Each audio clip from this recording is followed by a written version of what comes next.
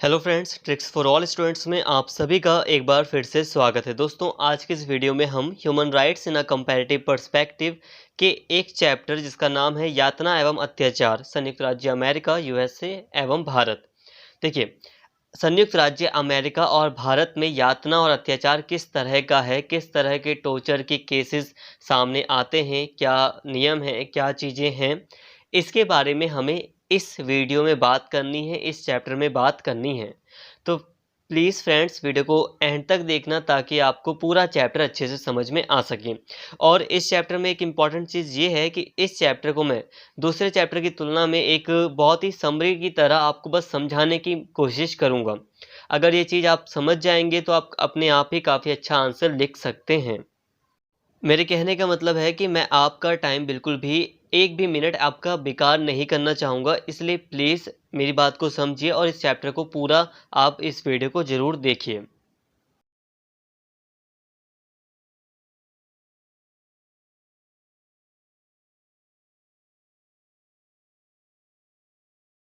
देखिए फ्रेंड्स, जो अत्याचार है वो मानव के अस्तित्व से ही शुरू हो गया था। मतलब जब मानव अस्तित्व में आया तो अत्याचार की जो घटनाएँ थी वो होना शुरू हो चुकी थी। बट अगर हम मेनली देखें तो ये बहुत पुराने समय में इतने बड़े पैमाने पर कभी अत्याचार वगैरह नहीं देखा गया था। और भारत के कॉन्टेक्स्ट में भी ये बात बिल्कुल सही है। भारत के कॉन्टेक्स्ट में भी जब हम देखते हैं तो इतने बड़े लेवल पे हमने कभी अत्याचार नहीं देखा। इसीलिए जब हम बात कर रहे हैं भारत में अत्याचार की, देखिए पहले हम बात करेंगे भारत में अत्याचार की, फिर करेंगे यूएसए की बात।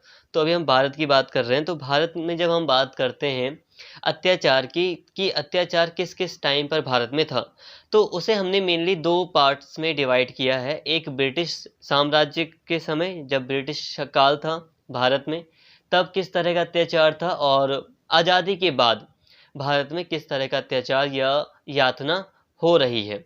इनकी आज की इस वीडियो में हम बात करेंगे। तो जो पहला है कि ब्रिटिश शासन के समय अत्याचार कैसा था। मैंने आपको बता दिया कि जो अत्याचार है वो मानव के अस्तित्व से ही शुरू हो गया था, बट इतने व्यापक रूप में कभी देखा नहीं गया था। इसलिए हमने अब भारत के कॉन्टेक्स्ट में जो या अत्याचार है उसे ब्रिटिश काल में और आज़ादी के बाद हमने डिवाइड कर दिया है। अब देखिए, ब्रिटिश काल में क्या हुआ कि एक बड़े लेवल पर अत्याचार देखने को मिला, यातना देखने को मिली। कैसे मिली? जो पुलिस अधिकारी वगैरह हुआ करते थे, वो गरीब किसान से या जो गरीब लोग थे उनसे अत्यधिक ज़्यादा से ज़्यादा वसूली किया करते थे, ज़्यादा से ज़्यादा पैसा लिया करते थे।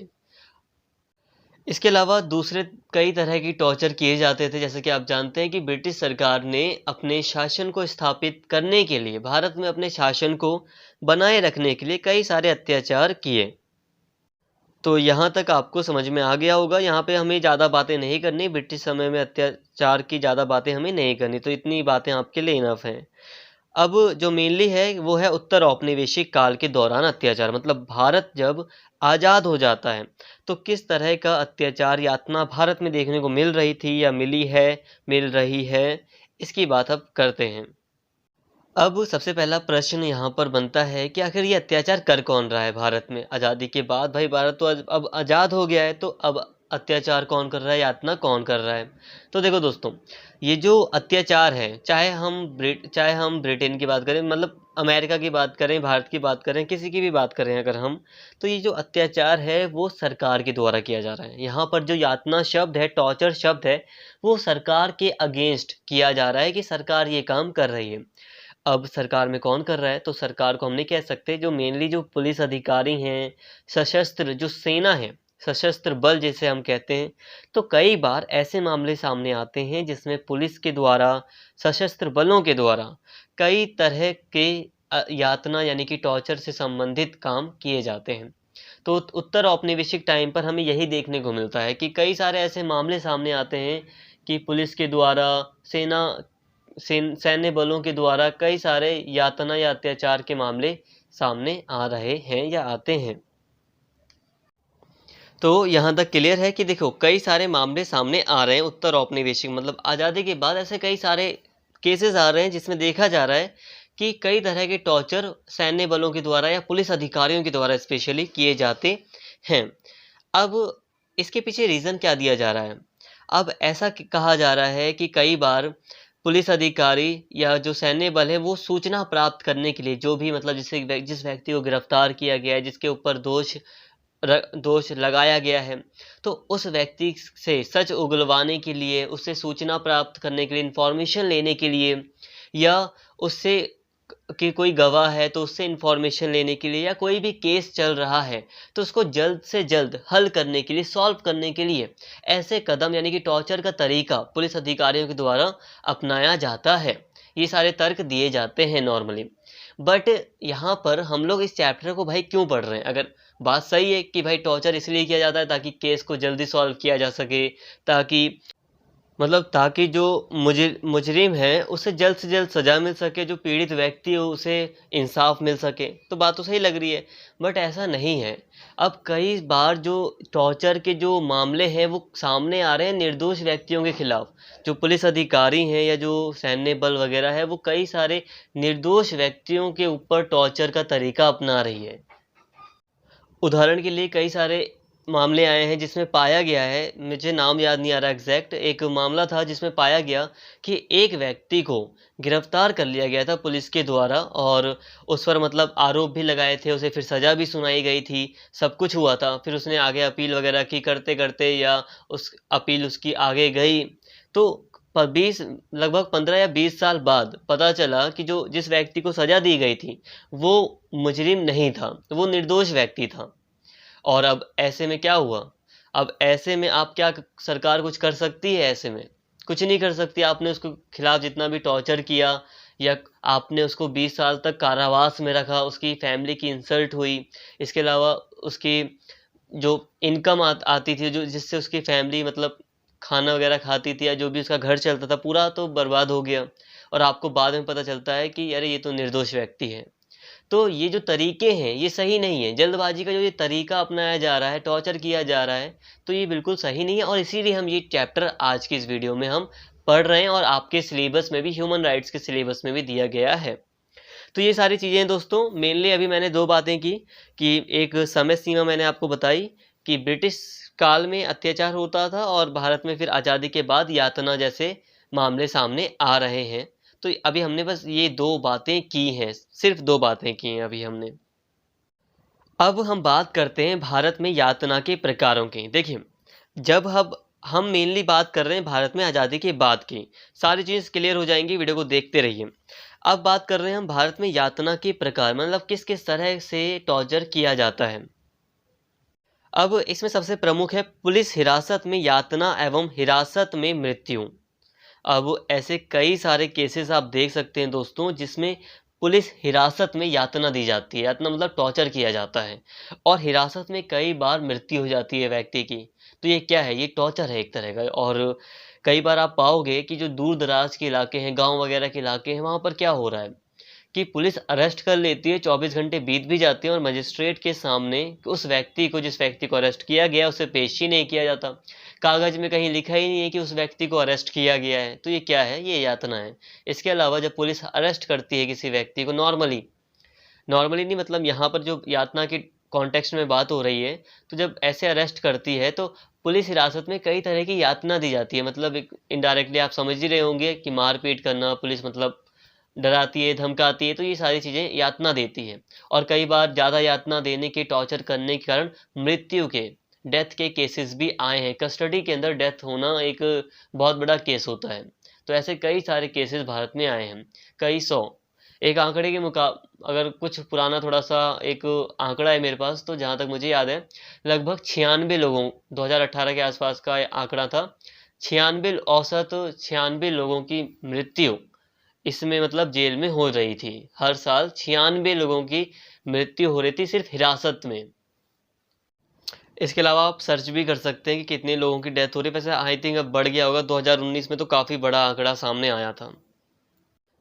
और इसी में कई सारी चीज़ें शामिल है, जैसे कि पुलिस अरेस्ट कर ले रही है और फिर कस्टडी में ही पुलिस फिर वकील वगैरह को प्रोवाइड नहीं करा रही है, व्यक्ति को अपने वकील से नहीं मिलने दे रही है, मतलब इलीगली जेल में बंद करके रखा है व्यक्ति को। तो ये सारी चीज़ें इसमें शामिल हैं। इसी में एक शामिल है समझौता कराने के लिए यातना। इसे आप एक उदाहरण से समझ जाएंगे। देखिए, उदाहरण के लिए सितंबर 2008 में केरल में एक एक आदिवासी महिला के कथित बलात्कार और हत्या के संबंध में पूछताछ के दौरान इंस्पेक्टर ए रॉकी के नेतृत्व में पुलिस ने कथित तौर पर एरुला आदिवासी मारुथन को 37 दिनों तक निर्वस्त्र, जंजीर और प्रताड़ित किया। श्री मारुथन को स्पष्ट रूप से हिरासत में लिया गया था क्योंकि उन्होंने सितंबर 2007 में अट्टापडी में एक महिला के शव को सबसे पहले देखा और समुदाय के अन्य सदस्यों को सूचित किया, और ऐसे कई उदाहरण हम भारत में देख सकते हैं।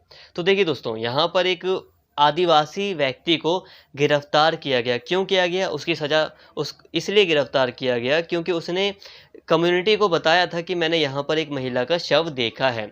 अब उसने भाई एक खबर उजागर कर दी, तो अब उस व्यक्ति को गिरफ्तार किया गया। अब ये बात बिल्कुल समझ से परे है। देखिए, आपको जो महिला का शव था जिसके साथ रेप हुआ था, उसके केस को आपको मतलब सॉल्व करना था पुलिस को। अब उसकी बजाय आप एक आदिवासी व्यक्ति को पकड़कर उसके साथ उसको यातना दे रहे हैं, निर्वस्त्र रख रहे हैं, जंजीर में बांध कर रख रहे हैं, प्रताड़ित कर रहे हैं अलग अलग तरीक़ों से। और आप इलाके में अगर रहते हैं, लोकल इलाके की पुलिस है, तो उन्हें पता होता है, उन्हें इतना जानकारी होती है कि कौन सही कौन गलत है, तो उन्हें एक जो तरीका होता है उससे केस कुछ आगे बढ़ाना था। बट नहीं, जिस व्यक्ति ने जानकारी दी उसी से इतनी पूछताछ हुई कि उसे इतने दिनों तक अरेस्ट करके रखा गया। तो ये स्पष्ट तौर पर यातना का एक उदाहरण है, और ऐसे भारत में कई सारे उदाहरण तो हमारे सामने ही नहीं आते। तो ये जो उदाहरण था वो था समझौता कराने के लिए यातना। मतलब एक तरह से कि आपसे कहा जा रहा है या एक कम्युनिटी से कहा जा रहा है कि जो हुआ आप उसे भूल जाओ, आप समझौता कर लो, ठीक है, कुछ नहीं हुआ, ऐसा कहा जा रहा है, ठीक है, समझौता कराया जा रहा है एक तरह से। इसके अलावा रिश्वत देने में विफलता के परिणाम स्वरूप यातना।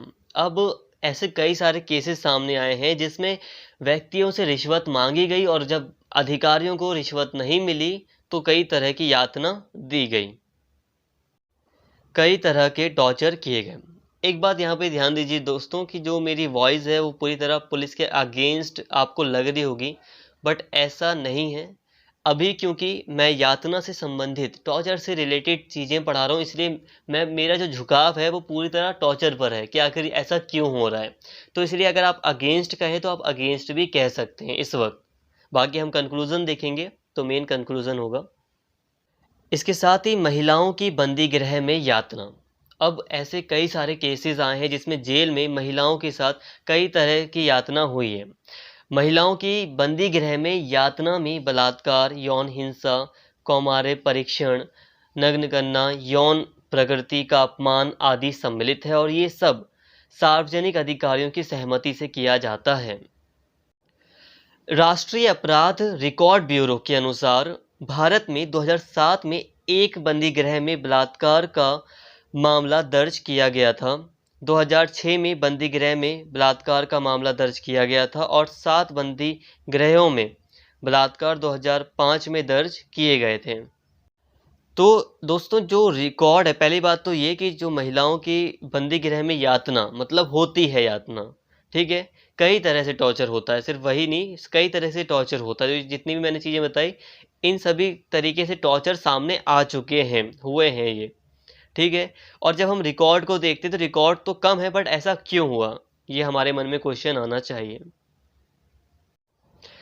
तो यहाँ पर राष्ट्रीय अपराध रिकॉर्ड ब्यूरो की माने तो जो रेप के केसेस हैं वो इतने ज़्यादा तो नहीं है, बट ये बहुत बड़ी या बुरी बात है कि बंदी गृह में, जेल में, जहाँ पर एक इतनी सारी पुलिस होती है, महिला पुलिस भी होती है, तो ऐसी चीज़ें होना बहुत ही गंदी बात, गलत बातें हैं।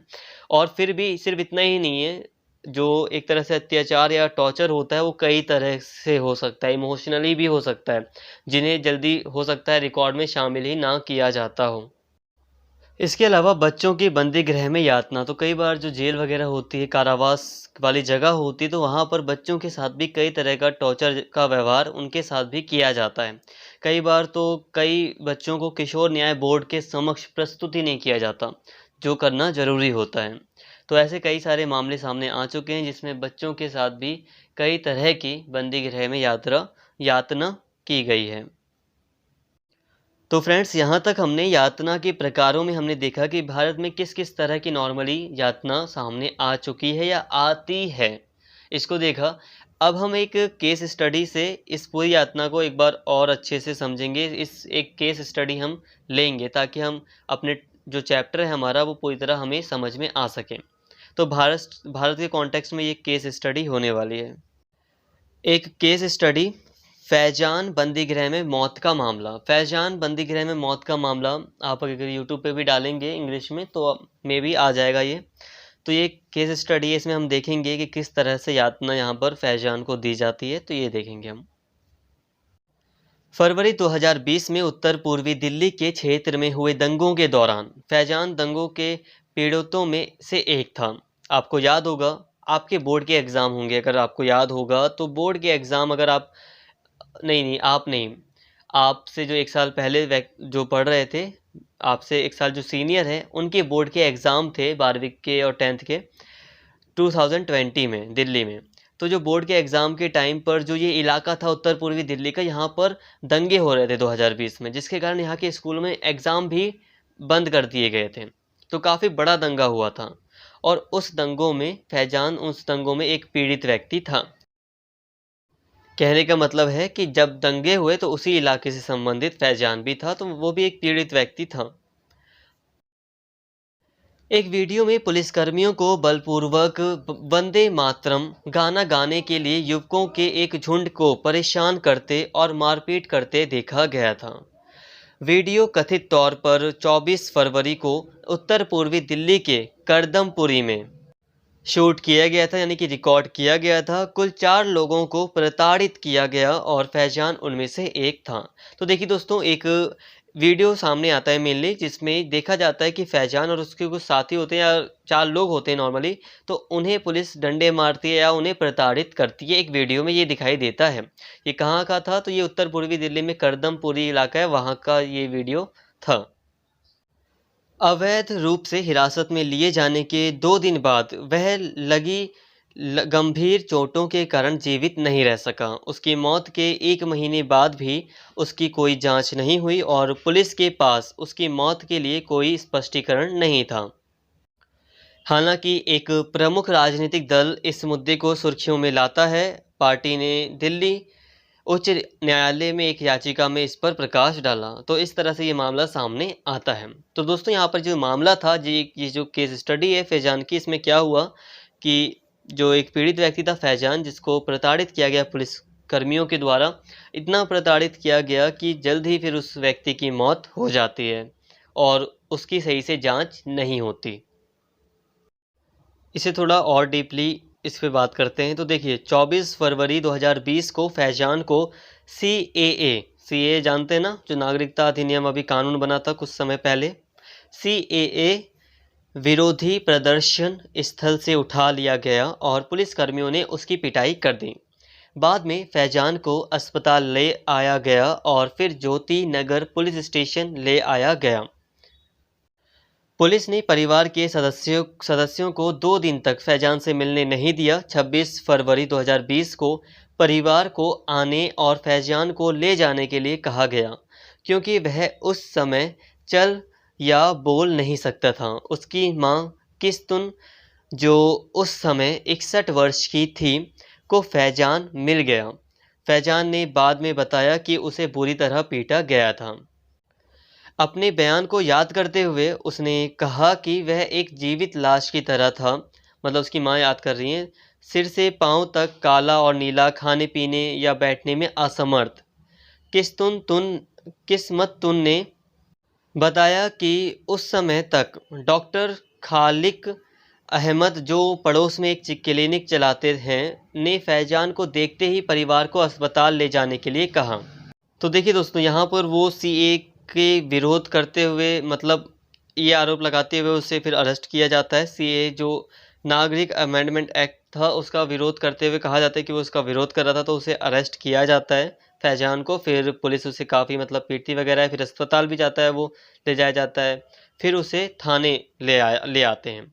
फिर थाने ले आने के बाद उसे कई तरह से प्रताड़ित करते हैं, फिर 2 दिन तक उसके परिवार को उससे मिलने नहीं देते हैं। फिर किसी भी तरह फिर जब वो छूटता है, उसकी माँ से उसकी मुलाकात होती है, तो माँ ये सारी चीज़ें जो भी अभी मैंने बताई वो माँ बताती हैं कि वह पूरी तरह वो असमर्थ था, खाने-पीने में असमर्थ था, उसका शरीर नीला पड़ गया था, काला पड़ गया था, ये सारी चीज़ें माँ बता रही हैं यहाँ पे।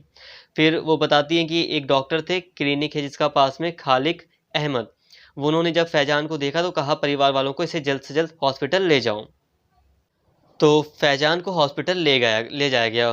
उन्हें जीटीबी अस्पताल ले जाया गया, उसे मतलब जीटीबी अस्पताल ले जाया गया, जहां अगले दिन फैज़ान की मृत्यु हो गई। फैज़ान को अस्पताल में उपचार कराने के लिए भी काफ़ी संघर्ष का एवं समस्याओं का सामना करना पड़ा। लोकनायक जयप्रकाश नारायण अस्पताल से उन्हें मना कर दिया गया। ये काफ़ी बड़ा हॉस्पिटल है, क्योंकि क्योंकि उस समय गुरु तेग बहादुर अस्पताल में चिकित्सक कानूनी मामला लंबित था।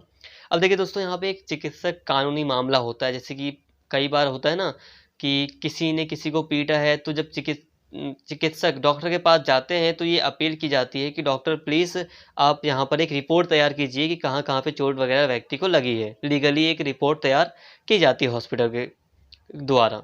तो अब यहाँ पर दिक्कत आ गई कि हॉस्पिटल इस रिपोर्ट को लेकर थोड़ा इधर-उधर कर रहे थे।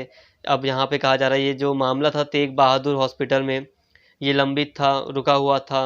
तो इन सभी चीज़ों के कारण थोड़ी-सा उसे मतलब अस्पताल में एंट्री नहीं मिल पाती है, काफ़ी संघर्ष करना पड़ता है। और इसी देरी के से फैज़ान की मौत हो गई और ज्योति नगर थाने के एसएचओ, जिनके अधिकार क्षेत्र में फैज़ान का मामला आता था, इस बात पर अड़े थे कि फैज़ान उनके अधिकार क्षेत्र से बाहर हुआ था और मामला भजनपुरा थाने में दर्ज किया गया था।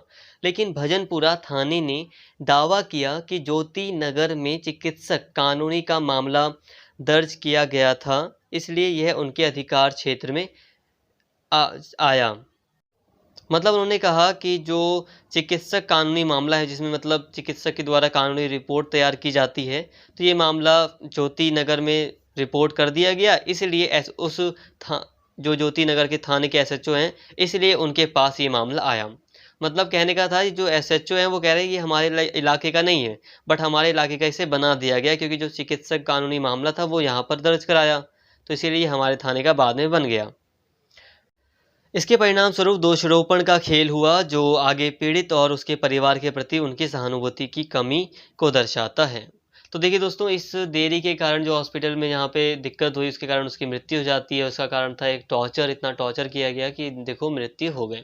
इसके बाद कई सारी कमिटीज़ गठित की जाती है, मतलब चार्जशीट वगैरह मतलब तैयार की जाती है, लिखी जाती है, रिपोर्ट वगैरह तैयार की जाती है, जिसमें पुलिस के द्वारा जो टॉर्चर किया गया उसकी बात नहीं होती है।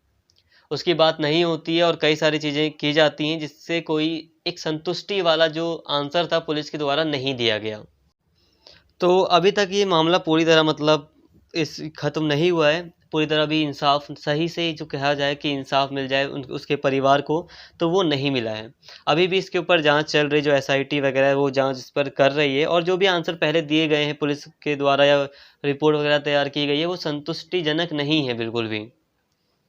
तो फ्रेंड्स, यहाँ पर हमने भारत में यातना को समझा, यातना के प्रकारों को देखा, एक केस स्टडी को भी देख लिया। तो अभी भारत के बारे में कुछ और भी बात करेंगे, बट उससे पहले बात करते हैं अमेरिका की।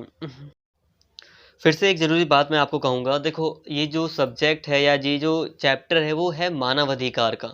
यहाँ पर हम मानवाधिकार के कॉन्टेक्स्ट में हर चीज़ को समझ रहे हैं, तो अपना जो भी हम दृष्टिकोण रखेंगे वो मानवाधिकार के कॉन्टेक्स्ट में रखेंगे। अभी आप ये मत देखिए कि भाई वो कि कोई व्यक्ति है जिसने गलत काम किया या क्राइम किया है या नहीं किया, वो अभी आप मत सोचिए। आप बस ये सोचिए, क्योंकि आप ह्यूमन राइट्स का एक सब्जेक्ट पढ़ रहे हैं, तो ह्यूमन राइट्स तो यही मानता है कि इंसान चाहे कितना भी बुरा हो, वो होता तो इंसान है। तो आप उसके साथ एक लिमिट में ही एक अत्याचार कर सकते हैं। और इससे थोड़ा-सा आप अलग से जब समझेंगे गहराई से मानवाधिकार को, कि भाई वो इंसान है, उसको मतलब इतना प्रताड़ित नहीं किया जा सकता, इतना टॉर्चर नहीं किया जा सकता, तो आप काफ़ी अच्छे से इस चैप्टर को या दूसरे जो चैप्टर है मानवाधिकार से संबंधित, उनको समझ पाएँगे। तो अपने भाषण को मैं यहीं पे स्टॉप कर रहा हूँ। अब बात कर रहे हैं हम अमेरिका की। बट एक चीज़ और, सोचने वाली बात है कि हम बात कर रहे हैं यातना की, टॉर्चर की, और दोनों ही जो देश हैं वो तो बहुत बड़े लोकतंत्र हैं। दुनिया का सबसे बड़ा जो लोकतंत्र है वो भारत है, और दुनिया का सबसे पुराना लोकतंत्र अमेरिका है, और सबसे विकसित लोकतंत्र जिसे हम कहते हैं। बट कोई नहीं, बात करते हैं अमेरिका में यातना के इतिहास की, कि किस तरह से अमेरिका में यातना का इतिहास रहा है।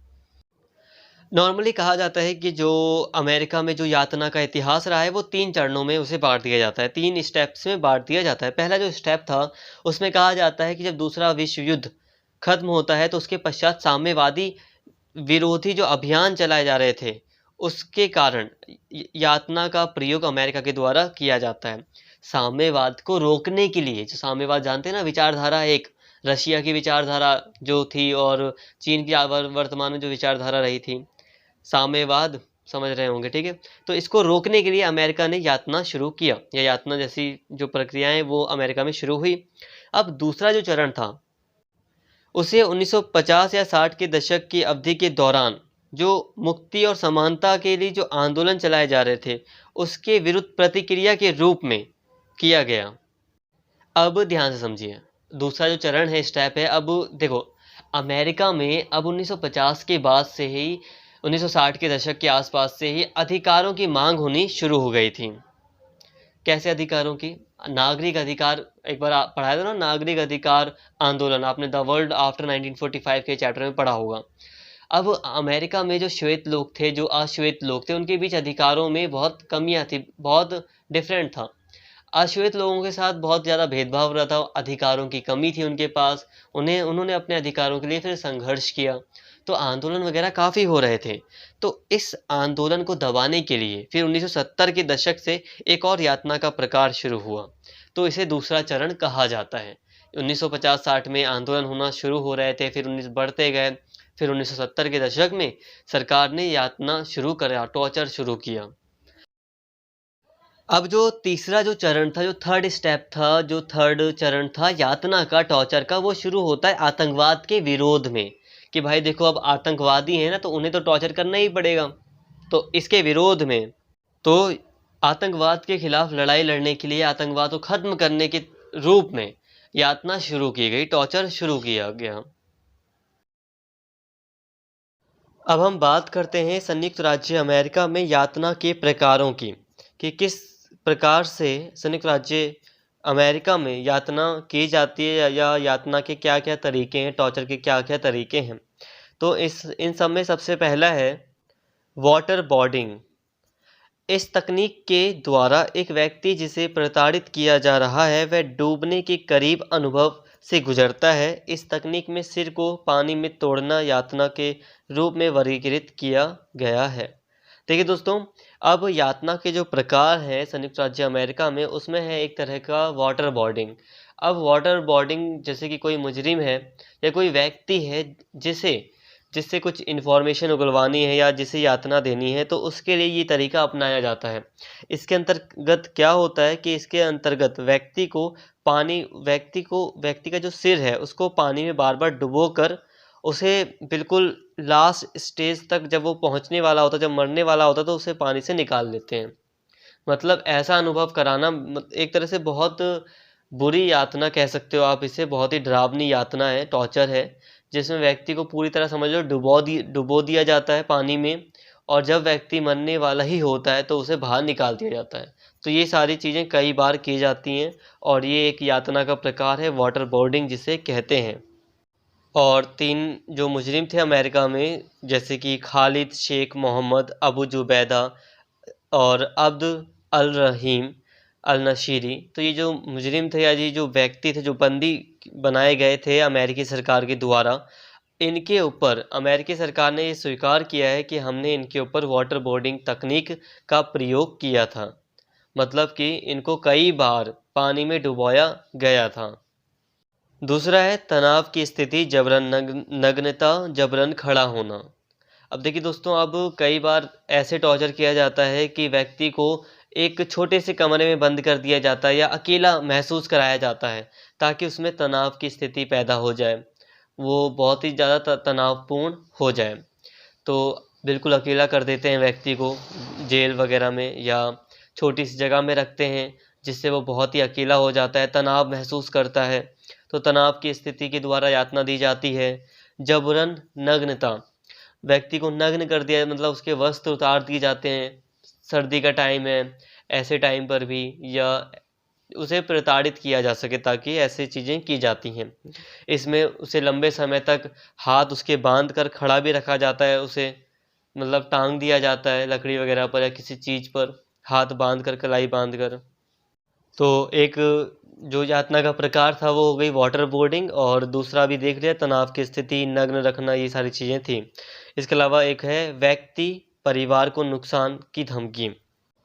इसमें जैसे कि इसमें शामिल है कि कई बार जो पूछताछ करने वाले अधिकारी होते हैं वो धमकी देते हैं मुजरिम को या व्यक्ति को कि हम तुम्हारे परिवार को यहाँ ले आएंगे, या तुम्हारी माँ के साथ ये कर सकते हैं, तुम्हारे भाई के साथ, तुम्हारे परिवार के साथ हम ये कर सकते हैं, हमें ये इन्फॉर्मेशन जल्दी से बताओ। तो ऐसी कई बार धमकी देकर भी प्रताड़ित किया जाता है।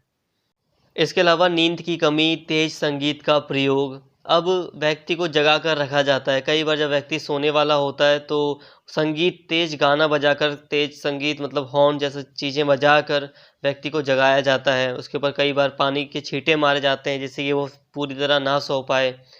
तो ये सारी चीज़ें देकर भी यातना की जाती हैं। इसके साथ ही लंबे समय तक एकांत एवं छोटे स्थान पर कारावास। कई बार यातना एक छोटे एकांत या छोटे स्थान पर व्यक्ति को रखने के रूप में भी दी जाती है। अब जो कारावास या जेल होती है वो इतनी छोटी बना दी जाती है जिसमें 2 व्यक्ति भी सही से ना आए। तो ऐसी छोटी सी जेल में रखा जाता है व्यक्ति को।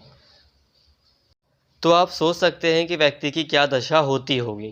कई बार व्यक्ति को बहुत बड़ी जेल में भी रखा जाता है तो अकेला रखा जाता है, छोटी जगह में भी रखा जा रहा है तो अकेला रखा जा रहा है, व्यक्ति किसी दूसरे व्यक्ति को नहीं देख पा रहा है।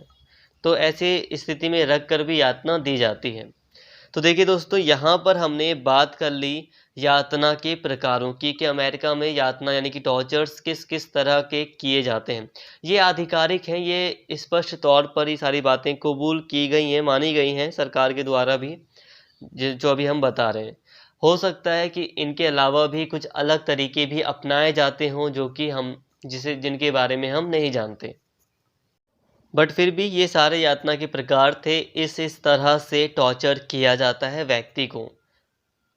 अभी हम और भी बातें करेंगे, बट अब उससे पहले हम बात कर लेते हैं एक केस स्टडी पर। जैसे कि हमने भारत के कॉन्टेक्स्ट में, इंडिया के कॉन्टेक्स्ट में एक केस स्टडी को देखा था, अब हम अमेरिका के कॉन्टेक्स्ट में एक केस स्टडी को देखते हैं कि यहाँ पर किस तरह का मानवाधिकार का उल्लंघन हुआ है।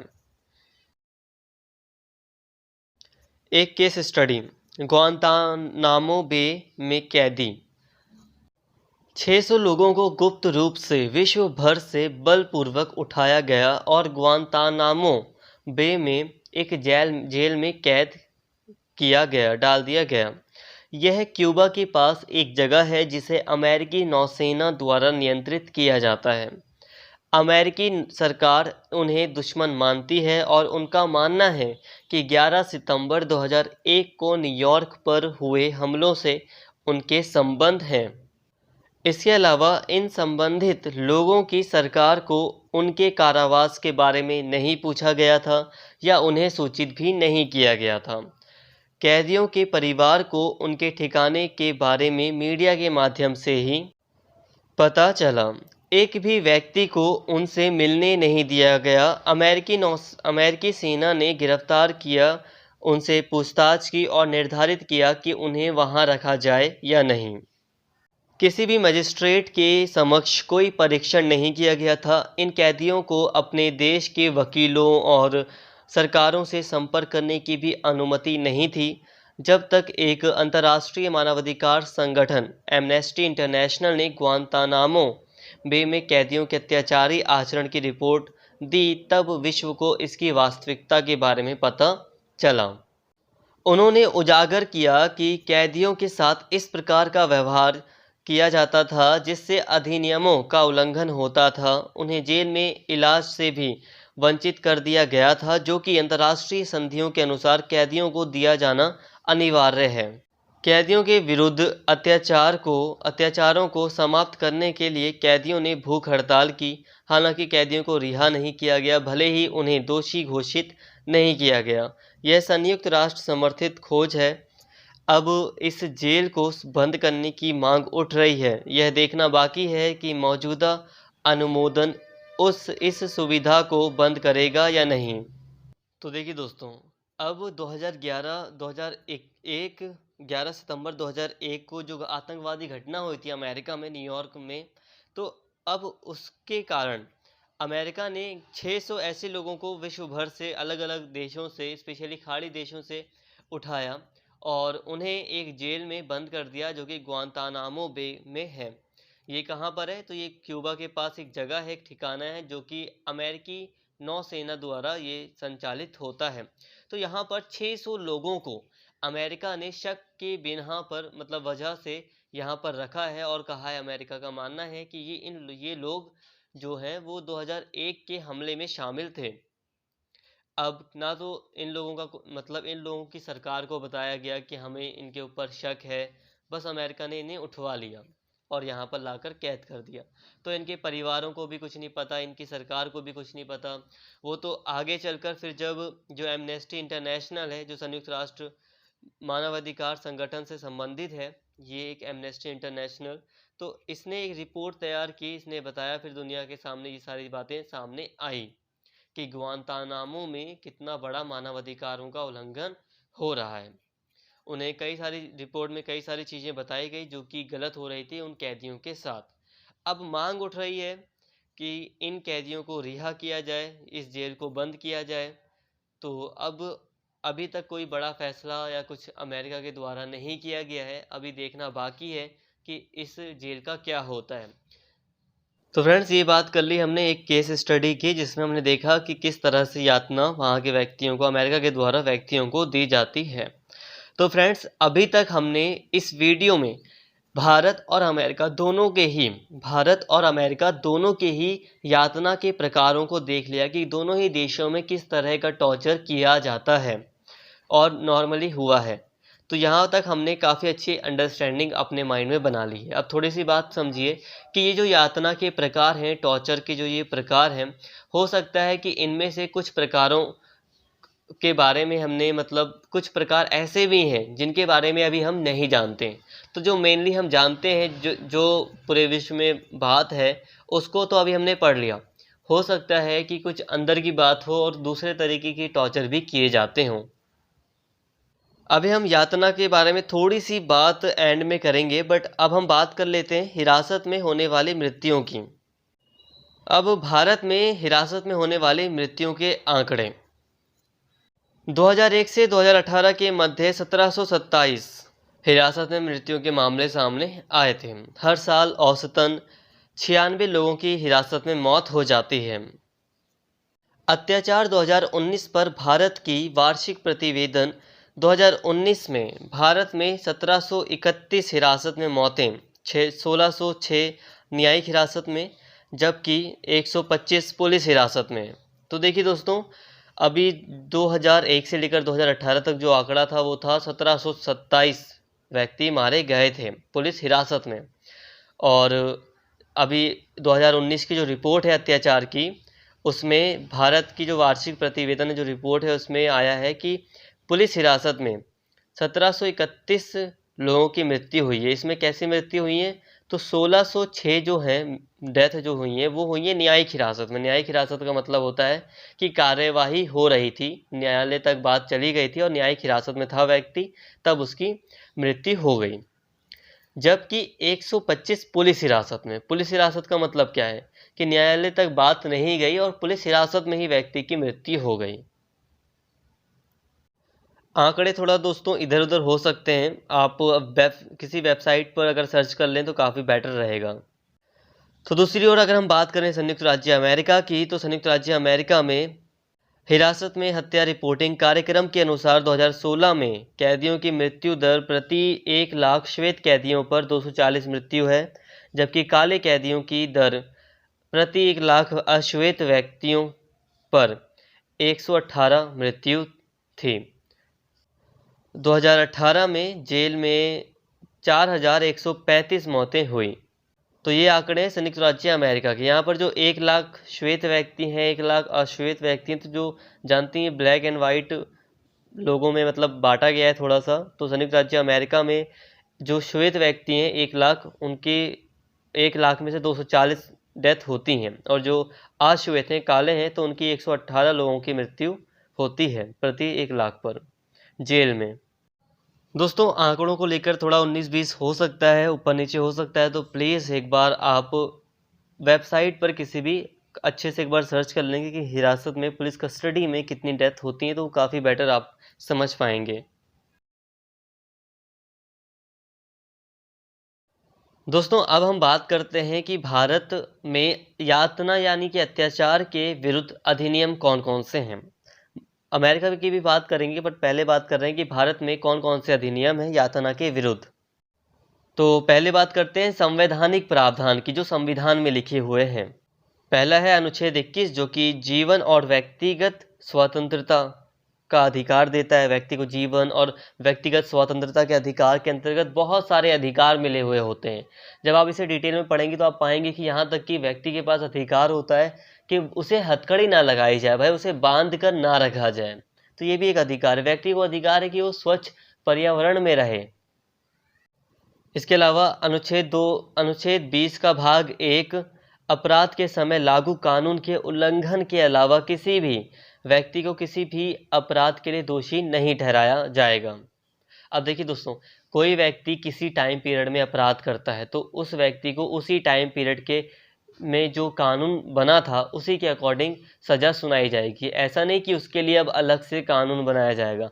मान लो कि आपने सिग्नल तोड़ दिया, तो अगर आज तोड़ा है आपने सिग्नल और आज फाइन है 500 रुपये का, बट ऐसा नहीं है कि आपके लिए अलग कानून बना दिया जाए और आप अब उसे 1000 रुपये आप फाइन कर दो, या फिर 2-4 दिन बाद रूल्स चेंज हो जाएं और जब आपसे फाइन मांगा जाए तो आपसे 2-4 दिन बाद वाले रूल के अकॉर्डिंग मांगा जाए, तो ये गलत होगा। जिस दिन आपने रूल तोड़ा है उस दिन जो कानून बना था उसी के अकॉर्डिंग आपको मतलब फाइन देना पड़ेगा। तो इस तरह व्यक्ति को ये एक सुरक्षा देता है, सुरक्षा प्रदान करता है। इसी तरह अनुच्छेद 20 का भाग 2 दोहरे संकट से सुरक्षा देता है। इसी तरह अनुच्छेद 20 का भाग 3 किसी भी आरोपी को अपने विरुद्ध गवाह बनने के लिए बाध्य नहीं किया जा सकता, ये इस तरह सुरक्षा देता है। देखिए, अनुच्छेद 20 का भाग 2 कहता है कि आप 2 बार सजा नहीं दे सकते एक ही अपराध के लिए।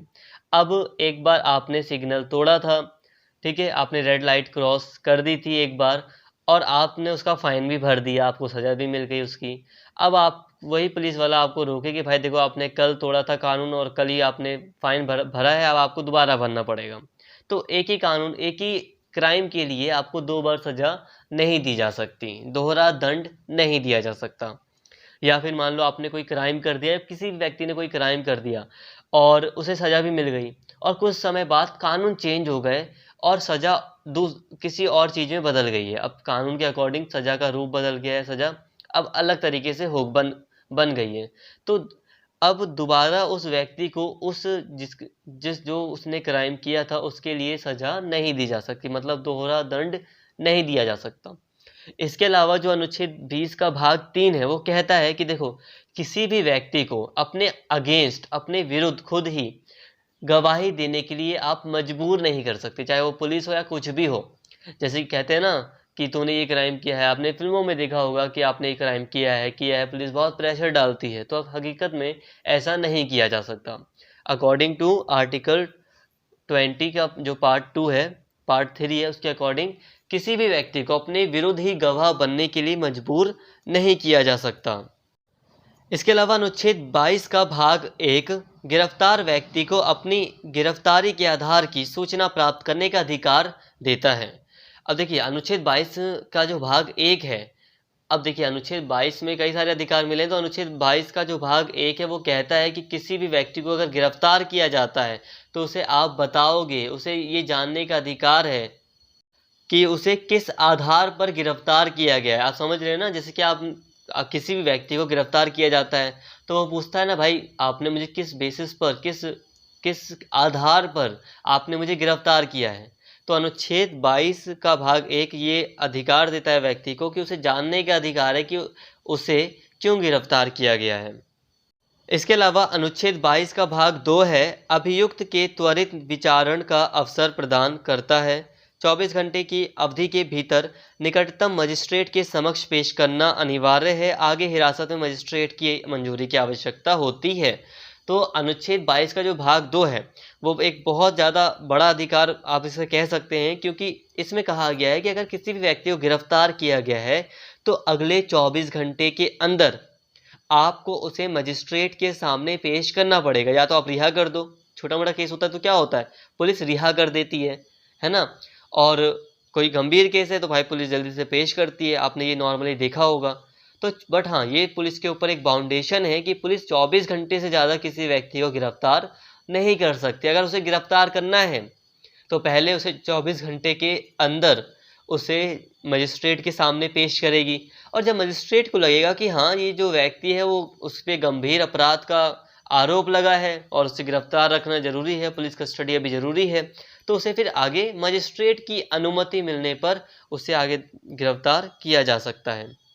ये तो बात हो गई कि संविधान में जो बातें लिखी थी, जो अधिकार लिखे थे, वो मैंने आपको बता दिए। अब इसके अलावा बहुत सारे आपने चीज़ें सुनी होंगी, जैसे कि आईपीसी, सीआरपीसी, तो ये सारे हैं। तो इनके द्वारा भी पुलिस के जो नियम बनाए गए हैं, जो क्राइम होता है दोस्तों, उसके लिए कुछ नियम बनाए गए हैं। सीआरपीसी में कई सारे नियम लिखे हैं जो कि जब ब्रिटिश काल था तब से चले आ रहे हैं। उसमें से कई सारे कानून ऐसे हैं, सीआरपीसी के, आईपीसी की धारा सुनी होगी आपने, तो इसमें कई सारे कानून हैं जो कि ब्रिटिश काल से चले आ रहे हैं।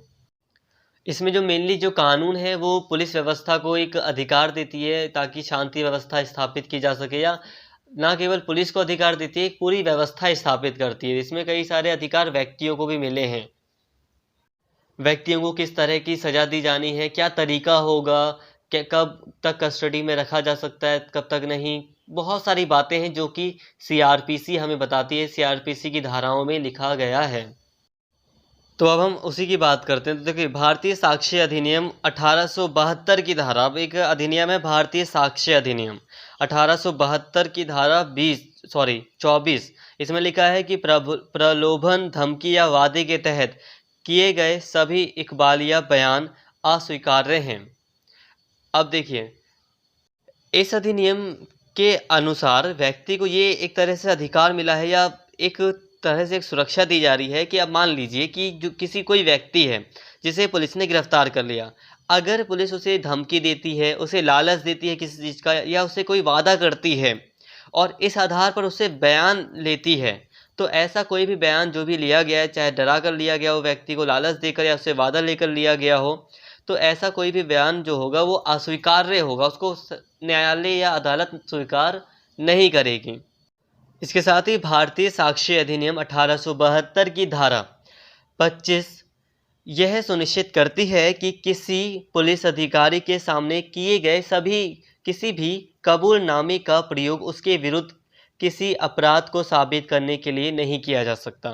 अब देखिए दोस्तों, कई बार आपने देखा होगा ना कि पुलिस कहती है कि थाने में इस व्यक्ति ने, फिल्म की बात कर रहा हूँ नॉर्मली, कि इस व्यक्ति ने अपने सारे गुनाह कबूल कर लिए हैं। बट हकीकत यह है कि जो अदालत है वो ऐसे बयान को स्वीकार ही नहीं करती है। यहाँ पे साफ कहा गया है कि पुलिस के अंडर में, पुलिस अधिकारी के सामने जो भी व्यक्ति है, अगर वो अपने विरुद्ध कोई भी अपराध के लिए अपना बयान देता है, तो आप ये नहीं कह सकते बयान के आधार पर कि भाई ये बयान ही सब कुछ है और इसी आधार पर व्यक्ति को सज़ा दी जाए। हाँ, बयान को थोड़ा सा अहमियत दी जा सकती है अदालत में, बट इतनी अहमियत नहीं दी जा सकती कि उस व्यक्ति को उसी के बयान के अकॉर्डिंग सज़ा दे दी जाए। मतलब कि यहाँ पर आप उसका बहुत पुख्ता सबूत के तौर पर व्यक्ति के बयान का प्रयोग नहीं कर सकते। देखिए, व्यक्ति के बयान को तब ज़्यादा मान्यता मिलती है जब व्यक्ति अदालत के सामने अपना बयान देता है, जब व्यक्ति मजिस्ट्रेट के सामने बयान देता है। तो कुछ प्रमुख अधिकारी हैं जिसके सामने बयान देता है तो उसके काफ़ी मान्यता मिलती है उसके बयान को। अब हम अमेरिकी संविधान में, अमेरिका में कौन कौन सी यातना के विरुद्ध अधिनियम बनाए गए हैं उनकी बात कर लेते हैं। तो अमेरिका में भी टॉर्चर के अगेंस्ट, अत्याचार के विरुद्ध कई सारे अधिनियम बनाए गए हैं। इसको अभी हम देख लेते हैं। तो देखिए, सबसे पहला है इसमें अधिकारों के विधेयक में चौथा संशोधन। अब अधिकार के विधेयक हैं अमेरिका में, उसमें कुछ संशोधनों के माध्यम से यातना के विरुद्ध कई सारे प्रोटेक्शन नागरिकों को या व्यक्तियों को दी गई है।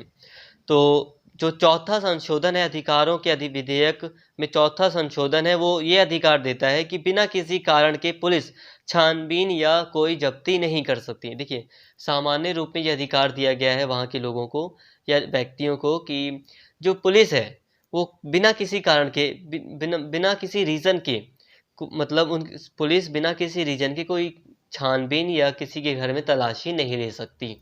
कई बार होता है कि पुलिस तलाशी लेने आ जाती है, तो यहाँ पे कहा गया है कि अगर पुलिस तलाशी ले रही है तो उसके पास एक स्पष्ट कारण होना चाहिए, रीज़न होना चाहिए कि आखिर वो ऐसा क्यों कर रही है। ठीक है। हालांकि दोस्तों कुछ असामान्य परिस्थितियां हैं जिसमें इन अधिकारों में थोड़ा सा अपवाद भी होता है। इसके अलावा अधिकारों के विधेयक का 5वां संशोधन, एक बयान देकर अपने आप को उजागर करने का, पूछताछ के समय चुप रहने का अधिकार इसमें शामिल है। अब ये जो 5वां संशोधन था अधिकारों के विधेयक में, इसमें ये व्यक्ति के पास अधिकार है कि व्यक्ति अगर चाहे तो बयान देकर अपने कबूल भी कर सकता है, अपने आप को उजागर कर सकता है कि जो भी बातें हैं वो बता सकता है सारी बातें पुलिस को। बट इसके साथ ही पुलिस के व्यक्ति के पास अधिकार है कि व्यक्ति अगर चाहे तो वो चुप भी रह सकता है, वो कुछ नहीं कह सकता। अगर उसका मन नहीं है, वो कुछ कहना ही नहीं चाहता, तो वो चुप भी रह सकता है, चुप रहने का भी अधिकार है उसे।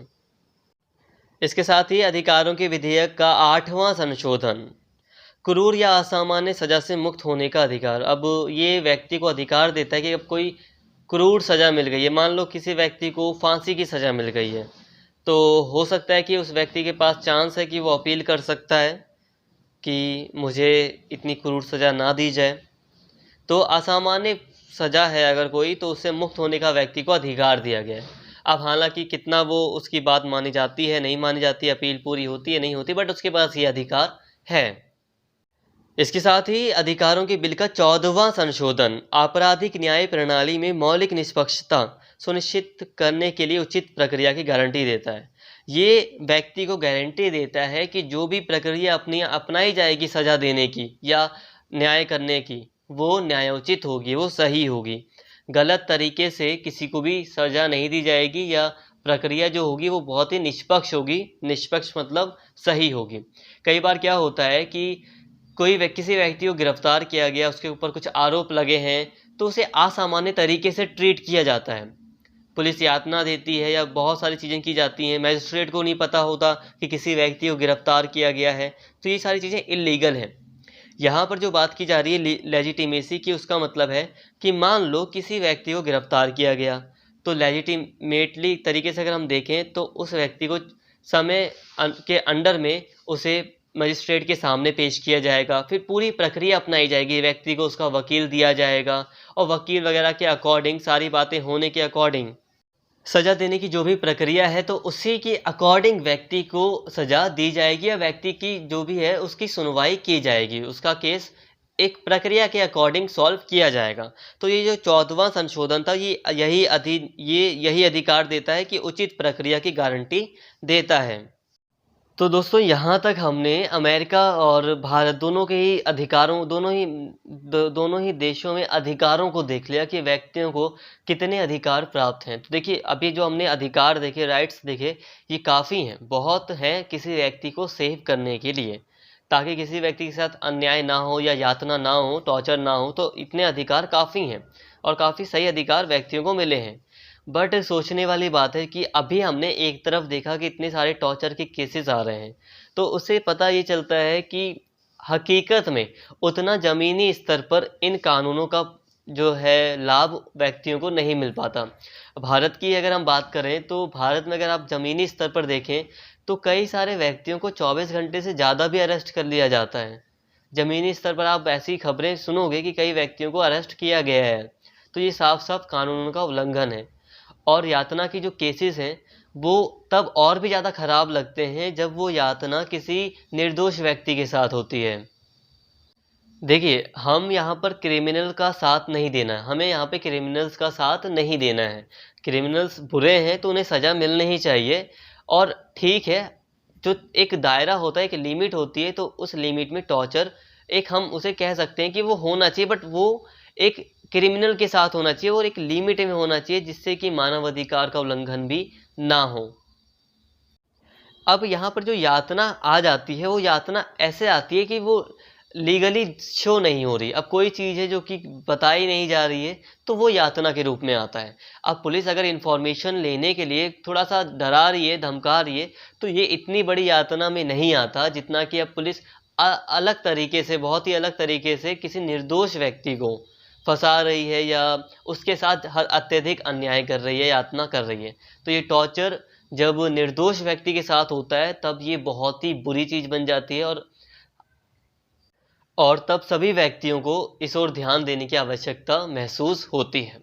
तो दोस्तों, हमने यातना के चैप्टर को देखा, टॉर्चर को देखा, जो कि कई निर्दोष व्यक्तियों के साथ होती है, हुई है, चाहे वो कोई आदिवासी हो, चाहे कोई भी हो। कई लोगों के साथ ऐसे केसेस के मामले सामने आए हैं और आ रहे हैं, जो कि एक बहुत ही बुरी चीज़ है।